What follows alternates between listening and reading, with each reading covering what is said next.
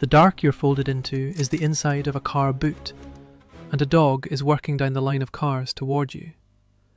You're Oleg Gordievsky, a KGB colonel who has secretly spied for Britain for 11 years, curled under a thermal blanket in the trunk of a diplomatic car at the Soviet border. Beyond that thin metal lid, a sniffer dog is being walked along the bumpers, and the guards check every trunk for a traitor trying to leave. You have one job, the same one for hours now. Make no sound. If they lift this lid, the punishment isn't prison, it's a bullet. The dog reaches the car in front of you. 2 months earlier, you're at the top of your secret career. In late April 1985, you've just been named the KGB's chief designate in London, the resident the West would love to own, and Britain already owns you. Then the telegram comes, the 16th of May. Fly back to Moscow at once. But you've spent your life reading the gap between what a cable says and what it means, and you read this one as wrong. No senior officer is recalled across a continent just to be congratulated. You fly back on the 19th, and the moment you reach your flat, you find your proof. Your front door has 3 locks. You only ever use 2. The third has never been turned. Now it's locked. Someone has searched the flat and locked up behind them without knowing which bolts you use. What follows confirms it. You're driven to a safe house and given sandwiches and Armenian brandy. The brandy is drugged. For about 5 hours you're interrogated, and a KGB general leans in and tells you that you've already confessed, so you may as well confess again. You give them no confession. And then they do the one thing you don't expect. They let you go. Not arrested, not charged, not tried. They hand you a meaningless desk job and tell you that you'll never serve abroad again. To anyone watching, it looks like mercy. You know it's colder. They suspect what you are but can't prove it, so they keep you close and watched. So you go on. You sit at the meaningless desk, where any day could be the day the evidence finally lands. You're now living inside what you'd later call a great concentration camp the size of a country, marked for death without a sentence. The threat over your head isn't lifted, only suspended, and sooner or later it falls. There is exactly one way out, and it isn't yours to call. It belongs to the people who recruited you 11 years ago, and it has been sitting in a drawer in London for 7 of them, waiting for a day no one was sure would come. The British call it Operation PIMLICO, and it isn't a scheme thrown together in a panic.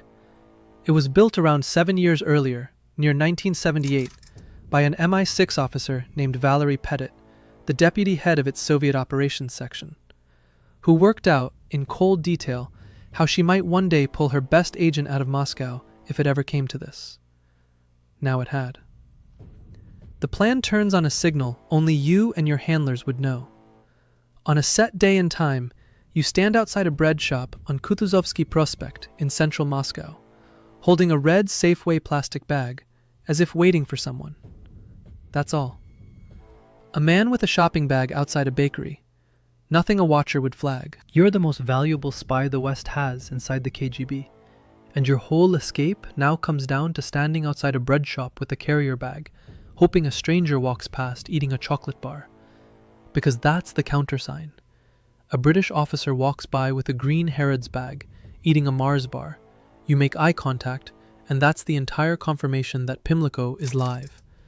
The Mars bar matters, oddly, more than the bag. Anyone might carry a green bag by chance, but nobody happens to be eating a Mars bar at the exact spot and the exact minute, so the chocolate is the proof. It's almost absurd, the smallness of it. That's exactly why it works. Friday, the 19th of July. Around 5 in the afternoon, you leave a flat in West Moscow, dressed for a run. Because running is the one thing the watchers have learned to expect from you. A man jogging is a man with nothing to hide. You go out as if for exercise, and you don't come back. Inside about an hour, you reach Leningrad station, buy a ticket, and board a train north. This is the part most retellings get wrong. No car at your door, no straight dash to the frontier. You make this journey alone, by rail, then a slow electric train to Zelenogorsk, then a bus grinding toward Vyborg, near the Finnish border. 500 miles from where you started. The meeting point is a lay-by by kilometer marker 836, about 24 miles south of the border. You get off the bus early, feigning illness, and wait in the forest for the pickup, set for 2:30 Saturday afternoon. While you crouch in the trees, the rescue is almost coming apart behind you. 2 cars with British diplomatic plates have driven up from Leningrad, and 3 KGB surveillance cars have shadowed them the whole way. The cover story is that one of the wives needs treatment over the border in Finland, and the team has to lose those tails before they reach the rock by the road. They do.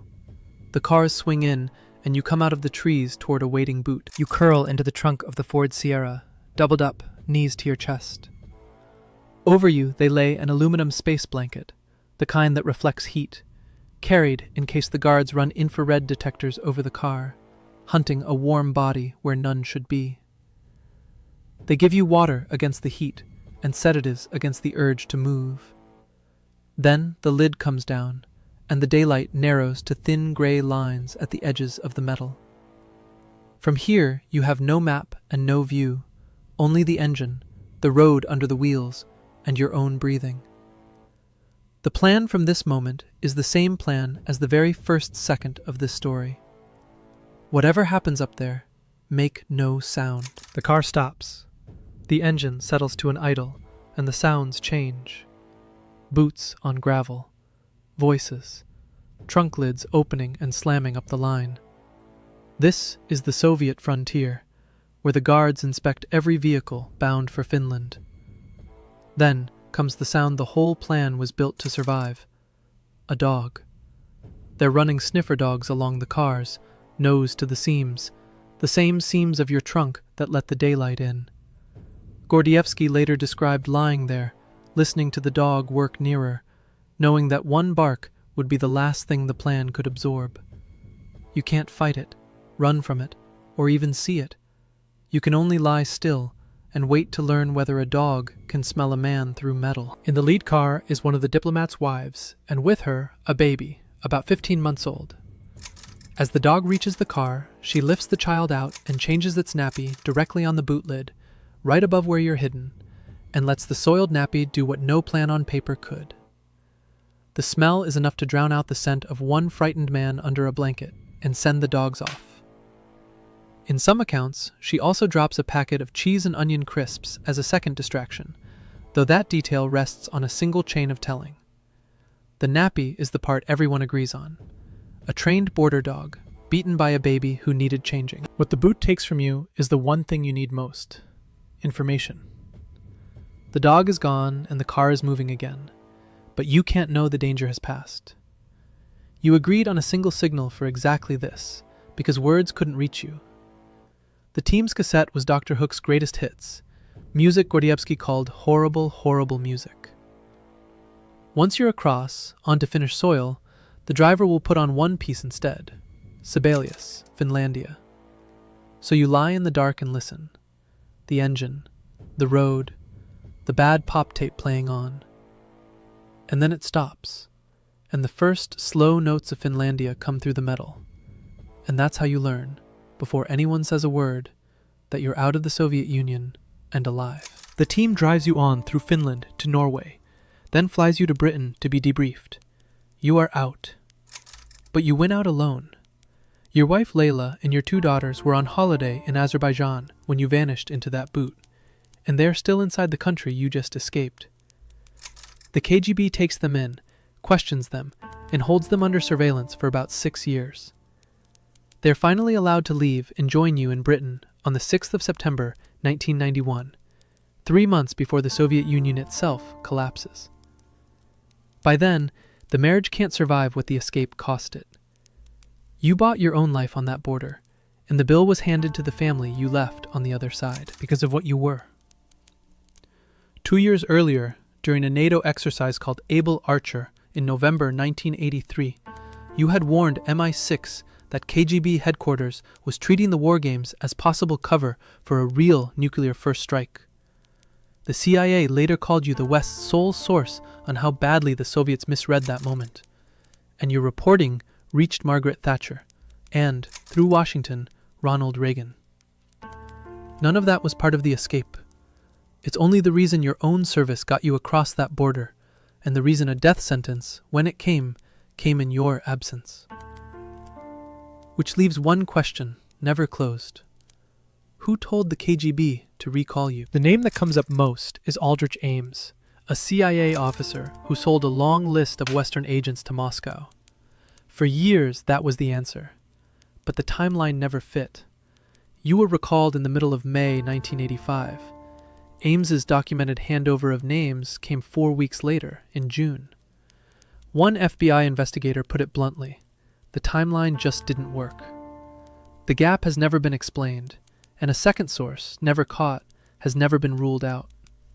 So the honest answer to what saved you is two things: a plan that waited in a drawer for 7 years, and your own nerve to lie still in the dark and trust it. What nearly killed you, to this day, no one can say for certain. Next time, you're a young East German, trapped behind a wall that went up overnight, where the only way out crosses a death strip. The guards shoot on sight. No car, no rescue, just you and the wire. It's on screen now.